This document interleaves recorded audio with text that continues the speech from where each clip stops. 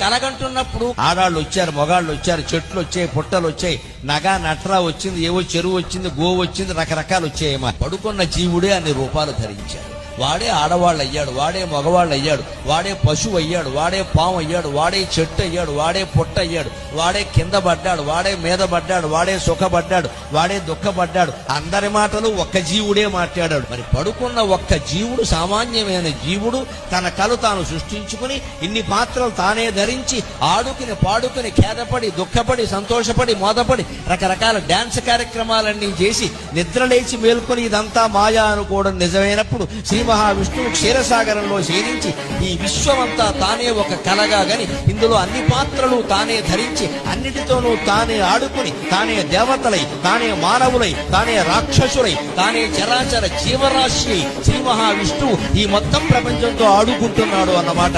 నిజమా కాదా? నిజమా కాదా?